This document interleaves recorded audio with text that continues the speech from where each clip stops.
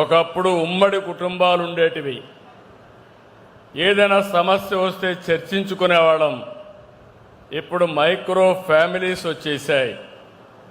దాంతో కూడా సమస్యలు పెరుగుతున్నాయి. భారతదేశం యొక్క సంపద ఉమ్మడి కుటుంబాలని చెప్పి కూడా నేను మీ అందరికీ తెలియజేస్తున్నా. ఈరోజు రథసారథికి అశ్వాలపై ఎలాగైతే నియంత్రణ ఉండాలనో మనిషికి మనసుపై కంట్రోల్ ఉండాలి. మన బ్రెయిన్ మనల్ని డామినేట్ చేయకూడదు. అప్పుడే సమస్యల్ని సవాళ్ళని సమర్థవంతంగా ఎదుర్కోగలం. ఈ మధ్యకాలంలో మనం చూస్తే చాలా వరకు ఇలాంటి సమస్యలు వస్తున్నాయి. నేను అందుకని మనమందరం కూడా ఒక సాంప్రదాయం ఉంది. ఏ కష్టం వచ్చినా దేవుని దగ్గరికి పోయి దేవునికి అప్పచెప్పి మన పని మనం చేస్తే దేవుడు కరుణిస్తాడనే నమ్మకం, పరిష్కార మార్గం దొరుకుతుందనేది విశ్వాసం.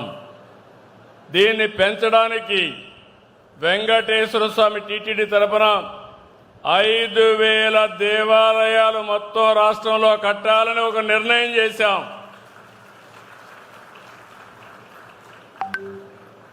దీనివల్ల లాభం ఏంటని మీరు ఒక్కసారి ఆలోచిస్తే, ఇంట్లో కూడా పూజ చేయొచ్చు, కానీ సమాజం మొత్తం కలిసి పూజ చేసుకునే ప్లేసు మన దేవాలయాలు.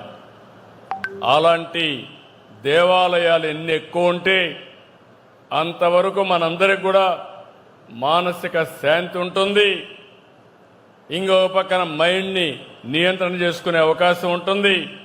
నేను అందుకే మీ అందరి కోరుతున్నా, దేవాలయాల పవిత్రతకు, ఆధ్యాత్మిక శోభకు ఎక్కువ ప్రాధాన్యత ఇస్తాం. డబ్బు, హోదా, పదవులు సంపద కాదు. ప్రశాంతత, మంచి ఆరోగ్యం, నాణ్యమైన జీవితం చాలా ముఖ్యం. క్వాలిటీ ఆఫ్ లైఫ్ లేకపోతే మన దగ్గర ఎంత డబ్బులున్నా అది నిరర్ధకం అని చెప్పి కూడా నేను మీకు తెలియజేస్తున్నాను.